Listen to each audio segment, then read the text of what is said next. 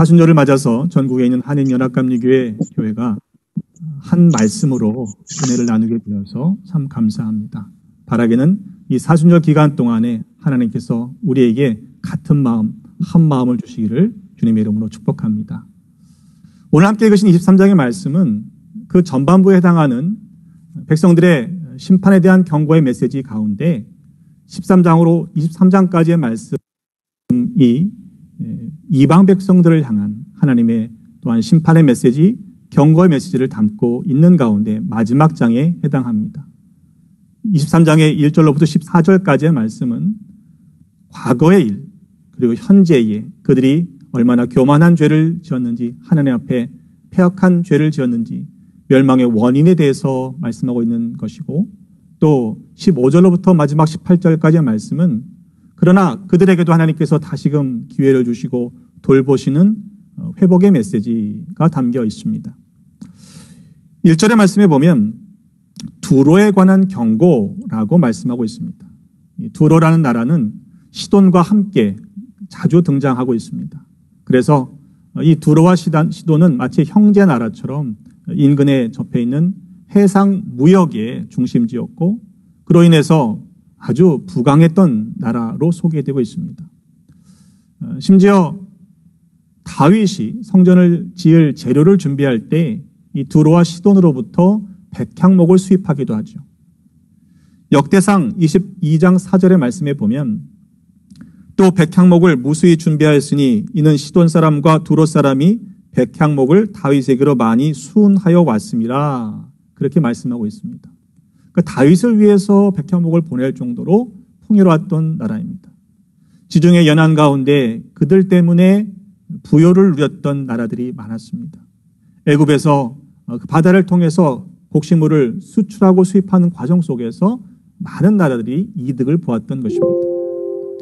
하지만 이 두로와 시돈과 함께 등장하는 이 배경에 보면 그들이 신앙적으로 볼 때는 이방 신을 섬기게 되는 그런 죄의 원인을 제공하고 있죠.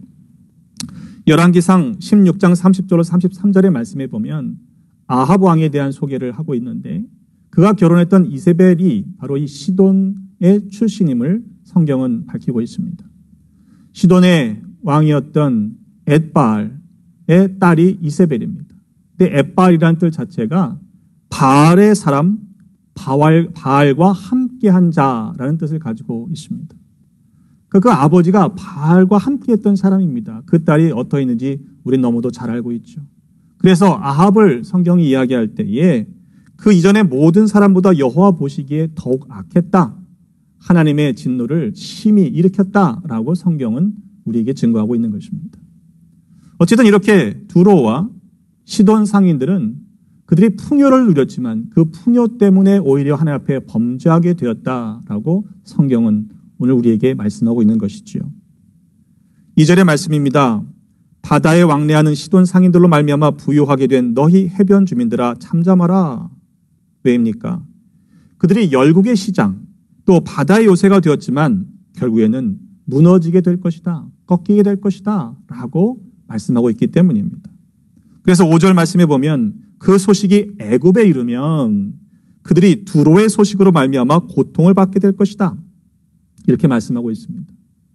자신들의 곡물을 수입하다가 다른 이웃 나라들에게 풍요를 베풀던 그 나라가 망했다는 소식이 애굽에 들려지면 그들이 오히려 고통을 받게 될 것이다 라고 말씀하고 있는 것입니다. 그래서 6절에 너희는 다시스로 건너갈지어다. 옛날에 건설된 너희의 희락의 성이 정말로 이렇게 무너진 것을 보면서 황망함 가운데 있는 백성들에게 다시스로 건너가라 이렇게 말씀하고 있는 것이죠. 여러분 다시스 하면 떠오르는 사건이 있지 않습니까? 요나서의 말씀에 보면 요나가 하나님의 부르심을 받아서 니느웨 성읍에 가서 말씀을 전하라 하는 그 말씀에 순종하지 않았죠. 그래서 가고자 했던 것이 다시스입니다. 요즘 말로 치면은 가장 끝에서 제일 반대되는 니느웨로부터 가장 먼 곳이 다시스입니다. 요나서 1장 2절로 3절의 말씀에 보면 말씀이 이렇게 기록되어 있습니다. 너는 일어나 저 큰 성읍 니느웨로 가서 그것을 향하여 외치라. 그 악독이 내 앞에 상달되었음이니라 하시니라. 그러나 요나가 여호와의 얼굴을 피하려고 일어나 다시스로 도망하려 하였는데, 그래서 욥바로 내려갔을 때 마침 다시스로 가는 배를 만나서 그 배를 타게 되죠. 여호와의 얼굴을 피하여 라는 그 설명이 되어 있는 그 목적지가 바로 다시스입니다. 하지만 이 무너진 성읍의 사람들이 다시스로 피한다고 해서 문제가 해결되지 않습니다. 그들은 8절의 말씀에 보면 면류관을 쓰유던 자요, 그 상인들은 고관들이요, 그 무역상들은 세상에 존귀한 자였던 사람들이다. 두로의 상인들이 그랬다는 것입니다. 면류관을 씌워주고 또 고관들로 대접받고 다른 사람들에게 존귀하게 여겨졌던 상인들입니다. 그런데 그 나라가 무너지고 나니 그 모든 영화는 순간적으로 순식간에 사라지고 말게 되는 것입니다. 8절의 하반절은 이렇게 말씀합니다. 두로에 대하여 누가 이 일을 정하였느냐? 9절은 분명하게 선포합니다. 만군의 여호와께서 그것을 정하신 것이라. 만군의 여호와께서 그것을 정하신 것이라. 이스라엘 유다만의 하나님이 아니라 온 우주 만물을 지으시고 다스리시는 하나님이심을 분명히 말씀하고 있습니다. 그들이 그렇게 멸망하게 된 근본적인 이유가 무엇입니까? 교만 때문이죠. 9절의 하반절에 보면 모든 누리던 영화를 욕되게 하시며 세상의 모든 교만한 자가 멸시를 받게 하려 하심이라. 그것이 하나님이 정하신 바다. 이렇게 말씀하고 있는 것입니다. 이 두로와 시돈이 얼마나 교만했는지 에스겔 28장의 말씀을 보면 우리는 그 단서를 찾을 수 있습니다. 에스겔서 28장 2절로 5절의 말씀에 보면 두로 왕에게 이렇게 경고하라 말씀하시죠. 네 마음이 교만하여 말하기를 나는 신이라. 내가 하나님의 자리 곧 바다 가운데 앉아 있다 하도다. 오죽 교만했으면 자신이 신이라 생각했고 하나님의 자리에 앉아 있다라고까지 말했겠습니까? 내 마음이 하나님의 마음 같은 채 할지라도 너는 사람이요 신이 아니거늘. 또한 네 큰 지혜와 네 무역으로 재물을 도하고 그 재물로 말미암아 네 마음이 교만해졌다. 그들이 교만하게 된 이유가 무엇입니까? 그렇게 상거래를 통해서 풍부한 수익을 얻어들이고 그 쌓아놓은 재물 때문에 하나님 앞에 교만하게 되었다라고 이야기하고 있는 거예요. 또한 에스겔서 28장 16절로 18절의 말씀에 보면 네 무역이 많음으로 네 가운데에 강포가 가득하여 네가 범죄하였다. 또 17절의 말씀에 네가 아름다움으로 마음이 교만하였으며 네가 영화로움으로 네 지혜를 더럽혔다. 이렇게 말씀하고 있습니다. 여러분, 하나님께서 우리에게 풍요를 주시고 은혜를 더하실 때 그것이 하나님으로부터 허락된 것이라는 사실을 아는 것이 중요합니다. 인정하는 것이 중요합니다. 그런데 우리가 살다 보면 그렇게 되던가요? 내가 누리는 것이 너무 당연하고 내가 수고하고 애써서 얻은 것처럼 우리 착각할 때가 많이 있지 않던가요? 이 팬데믹을 겪으면서 온 세상이 환난 가운데 있을 때 그동안 우리가 누렸던 것들이 당연한 것이라 생각되었지만 우리가 지난 1년 동안 고백하게 되는 것이 무엇입니까?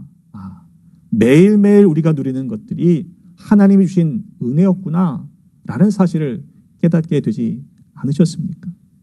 그런데 그 사실을 잊어버리면, 교만해지면 하나님께서 그것을 기뻐하지 않으시고 거두실 수도 있다는 사실을 우리는 마음속에 새겨야 할 것입니다. 신명기 8장 11절로 18절의 말씀도 분명히 미리 하나님께서 경고하셨죠. 내가 오늘 네게 명하는 여호와의 명령과 법도와 규례를 지키라. 그리고 하나님 여호와를 잊지 말도록 삼가 행하라. 네가 먹어서 배부르고 아름다운 집을 짓고 거주하게 되며 또 네 소와 양이 번성하며 네 은금이 증식되며 네 소유가 다 풍성하게 될 때, 그때 그러면 만사형통인가요? 다 이루어졌나요? 그런데 하나님은 말씀하세요. 바로 그렇게 될 때에 네 마음이 교만하여 하나님 여호와를 잊어버릴까 염려하신다고 말씀하고 있습니다. 이어지는 말씀 속에서 이스라엘 백성들을 40여 년 동안 광야에서 그렇게 훈련시키신 이유가 무엇입니까? 마침내 네게 복을 주시려고 그렇게 시험하셨다라고 말씀하시는데, 신명기 8장 17절로 보면 그러나 네가 마음에 이르기를 내 능력과 내 손의 힘으로 내가 이 재물을 얻었다 말할 것이라. 네 하나님 여호와를 기억하라. 그가 네게 재물 얻을 능력을 주셨음이라 라고 분명하게 말씀하셨습니다. 여러분, 우리가 누리는 것들이 내가 잘나서, 내가 능력이 있어서, 내가 지혜로워서 얻어진 것이 아니라는 사실을 알아야 합니다. 하나님께서 그 능을 주셨다는 사실을 여러분 인정하시기를 바랍니다. 그래야 그것이 마침내 복이 됩니다. 그 사실을 알지 못하면요, 그 많은 것들이 주어졌음에도 불구하고 그것을 누릴 수가 없는 거예요. 그것이 복이 아니라 오히려 화가 되기도 한다는 사실을 우리는 주의해야 할 것입니다. 에스겔서 28장의 말씀에 보면 때문에 이 시돈을 향해서 이렇게 말씀을 선포하라라고 말씀하시는데, 내가 그에게 전염병을 보내며 그의 거리에 피가 흐르게 하리니 사방에서 오는 칼에 상한 자가 그 가운데에 엎드러질 것인즉 무리가 나를 여호와인 줄을 알겠고. 이어지는 말씀 속에서 계속 반복하시는 이야기가 무엇입니까? 하나님이 원하시는 게 뭐예요? 내가 여호와다. 내가 하나님이다. 내가 이 모든 것들을 주관하는 참 하나님이다 라는 사실을 반복해서 말씀하십니다. 여러분, 그것을 아는 것이 중요합니다. 10절로의 오늘 본문의 말씀을 보면 딸 다시스여 날같이 너희 땅에 넘칠지어다 너를 속박함이 다시는 없으리라 하시면서 12절 하반절에 일어나 기띔으로 건너가라. 거기에서도 네가 평안을 얻지 못하리라 말씀하십니다. 분명히 문제를 만나면요, 나름대로 그 문제를 해결하기 위해서 우리는 대처하지 않습니까? 기띔으로 피하라 라고 하셨으니까 그곳으로 가면 뭔가 해결이 될 것 같지만, 아니, 거기서도 평안을 얻지 못할 것이다 말씀하십니다. 여러분, 우리가 환난을 당하고 어려운 일들을 당할 때, 내가 어쩔 수 없는 상황 가운데 처해 있을 때 여러분 어떻게 하십니까? 낭망하고 주저앉아 계십니까? 아니면 내가 뭐라도 해보겠다라고 그렇게 더 마음을 쓰고 계시지는 않습니까? 여러분, 이것이 하나님이 작정하신 일이라면 하나님께서 일하시는 것을 우리가 잠잠히 기다려야 할 줄로 믿습니다. 또한 하나님 안에 거함으로 말미암아 하나님이 주시는 평안을 누리시는 모두가 되시기를 주님의 이름으로 축복합니다. 예수님도 말씀하셨지요. 요한복음 14장 27절의 말씀입니다. 평안을 너에게 끼치노니 곧 나의 평안을 너에게 주노라. 내가 너에게 주는 것은 세상이 주는 것과 같지 아니하리라. 너희는 마음에 근심하지도 말고 두려워하지도 말아라. 여러분, 세상이 주는 평안과 분명히 다른 평안을 우리 주님께서 주신다라고 말씀하셨습니다. 편안한 것 말고요, 평안을 누리시기를 주님의 이름으로 축복합니다. 우리는 환난을 당해서 이 팬데믹 가운데 불편하죠. 만나고 싶은 사람 마음껏 만나지 못하고 예배도 온전히 드리지 못하고 여러 가지 불편한 마음들을 가지고 살아가지 않습니까? 우리의 삶이 불편해졌어요. 하지만 하나님 안에서 평안을 빼앗기지 마시기를 바랍니다. 하나님이 주시는 평안이 우리에게 있기에, 그 약속이 분명히 이루어진다는 사실을 믿기에 여러분 평안을 누리시기를 주님의 이름으로 축복합니다. 결국 그 견고한 성, 아름다운 그 성읍들이 무너지게 될 때 우리가 피할 바는 어디입니까? 그들이 의지했던 견고한 성읍은 더 이상 무너져서 돌아갈 항구조차도 보이지 않습니다. 견고한 성이 파괴되었고 열국의 시장, 바다의 요새, 희락의 성, 그 모든 것들이 없어지고 난 그때에 그들이 돌아가야 할 곳이 과연 어디였을까요? 시편 18편 2절의 말씀은 우리가 돌아가야 할 피난처는 바로 하나님이심을 이렇게 고백하고 있습니다. 여호와는 나의 반석이시오 나의 요새시오 나를 건지시는 이시오 나의 하나님이시오 내가 그 안에 피할 나의 바위시오 나의 방패시오 나의 구원의 뿌리시오 나의 산성이시라고 고백합니다. 여러분, 우리에게 주어진 은혜는 하나님께로 피할 수 있는 기회가 있다라는 사실 때문입니다. 마지막 15절로 18절까지 말씀해 오면 그렇게 무너졌던 드로를 시돈을 다시금 회복시키시겠다라는 말씀이 주어져 있죠. 70년이 찬 후에, 그 연한이 다 찬 후에 하나님은 회복시키실 것이다. 그런데 회복된다고 해서 모든 것이 정상적으로 돌아오진 않아요. 말씀해 보니까 18절에 그 무약한 것과 이익을 거룩히 여호와께 돌리고 간직하거나 쌓아두지 아니하리니 그 무약한 것이 여호와 앞에 사는 자가 배불리 먹을 양식 잘 입을 옷감이 되리라. 분명히 하나님은 그 연한이 차고 70년이 차면 돌아오게 하시는데 그때 모두가 돌아오는 건 아니에요. 옛날 모습으로 돌아가는 사람도 있고 그 일 때문에 하나님 앞으로 돌아오는 사람도 있다라는 것이. 그래서 하나님 앞에서 사는 자에게 주시는 은혜가 있다는 사실을 분명하게 말씀 속에서 우리에게 증거하고 있습니다. 여러분, 두로와 시돈은요, 예수님께서도 그들의 죄악을 아셨어요. 그런데 예수님 시대에서도 그들보다 더 악한 죄를 짓고 회개하지 않았던 곳이 있습니다. 바로 예수님께서 많은 권능을 행하셨던 마을들입니다. 마태복음 11장 21절로 22절의 말씀에 보면 화 있을진저 고라시나 화 있을진저 베세다야 너희에게 행한 모든 권능을 두로와 시돈에서 행하였더라면 그들이 벌써 베옷을 입고 재에 앉아 회개하실 것이라. 내가 너에게 이르노니 심판날에 두로와 시돈이 너희보다 견디기 쉬울 것이다 라고 말씀하셨습니다. 여러분, 우리에게 동일한 말씀이 선포된다고 할 때에 과연 우리는 두로와 시돈보다 하나님 보시기에 의롭게 살아가고 있다라고 과연 자신할 수 있을까요? 하나님의 권능이, 능력이, 역사가 일어나지 않은 것이 아닙니다. 분명히 더 많은 능력을 행하셨던 곳임에도 불구하고 주님은 이렇게 말씀하세요. 내가 이 행한 권능을 두로와 시돈에서 행했더라면 그들은 벌써 회개했을걸? 여러분, 우리는 과연 어떠합니까? 이 시대의 교회가 다시금 회복해야 할 모습이 어떠한 모습이어야 할까요? 요한계시록 3장 17절로 19절의 말씀에 보면 라오디게아 교회를 향해서 이렇게 주님은 말씀하십니다. 그들의 문제가 무엇이었습니까? 네가 말하기를 나는 부자라 부요하여 부족한 것이 없다 하나 실상은 무엇입니까? 네 곤고한 것과 가련한 것과 가난한 것과 눈먼 것과 벌거벗은 것을 알지 못한다. 그러니 회개해라, 열심을 내라 라고 말씀하셨습니다. 교회를 향한 주님의 경고의 메시지. 여러분, 두로와 시돈이 모자라서가 아닙니다. 너무 풍요했기 때문에 그들은 하나님 앞에 교만했습니다. 우리가 당하는 이 환난의 때에 우리의 모습을 돌아보시기를 간절히 바랍니다. 그래서 내가 혹 교만해서 우리가 너무 풍요롭기 때문에 하나님을 필요로 하지 않고 하나님께 구하지 않았기 때문에 당하는 일들은 아닌가? 우리 스스로를 한번 살펴보는 기회로 삼으시기를 간절히 바랍니다. 여러분, 모든 것이 무너져서 낙심한 가운데 있는 분들이 있습니까? 낙심하지 마시기를 바랍니다.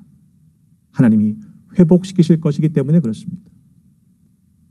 우리 가운데 너무도 풍요로워서 지금 이런 상황에서 나는 전혀 해를 당하지 않고 나는 괜찮다라고 스스로 위로하고 계시는 분이 있습니까?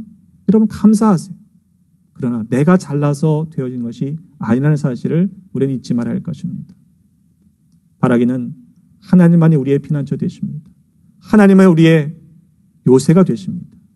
이 환난의 때에 우리가 우리의 교만을 깨닫고 하나님 앞에 회개하고 열심을 내어 돌아감으로 말미암아 이 모든 어려움 속에서 능히 믿음으로 승리하시는 우리 모두가 되시기를 주님의 이름으로 축복합니다. 사순절 기간 동안에 여러분들이 새벽마다 하나님을 찾고 구하실 때 하나님이 이 은혜를 주실 줄로 믿습니다. 다시 한번 오늘도 말씀을 붙잡고 주 안에서 승리하시는 우리 한인연합감리교회 모든 성도들이 되시기를 주님의 이름으로 축복합니다. 오늘 또 귀한 말씀 백승림 목사님 통해서 들었습니다. 여러분들도 주시는 하나님의 말씀 붙들고 오늘도 함께 이제 기도하려고 하는데요. 하나님의 은혜 가운데서 저희들 이제 하나님 더 겸손해지게 하시고 또 우리에게 주신 이 어려운 시대를 잘 기도함으로 승리해 나가도록 주님 더 힘달라고 다 같이 우리 함께 기도하도록 하겠습니다. 잠깐 제가 먼저 기도하고요. 그리고 여러분들 또 통성으로 함께 우리 가정과 또 교회와 또 우리 커뮤니티와 나라와 민족을 위해서 함께 기도하는 시간 갖도록 하겠습니다. 아마 여러분들이 기도하다가 스피커를 다시 열기가 좀 힘드신 분들은 미리 스피커를 좀 열어놓으셔도 되겠습니다. 기도하겠습니다.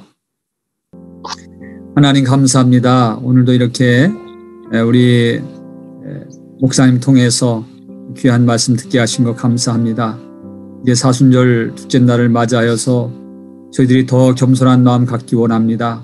하나님, 우리가 가진 것 때문에, 아버지 우리가 있는 것 때문에 우리가 아버지 하나님 조금이라도 교만하지 않게 도와주시고 더욱더 하나님 앞에서 낮추어 겸허히 모든 것 하나님께서 주신 것이라고 하는 그런 믿음을 가지고 한 걸음 한 걸음 하루하루 미래를 향해 달려가는 저희 모두가 되도록 인도하여 주옵소서. 특별히 그때에 어렵고 힘듭니다. 하나님 오른손으로 붙잡아 주지 아니하시면 저희들 한순간에 어떻게 될지 모르는 인생입니다.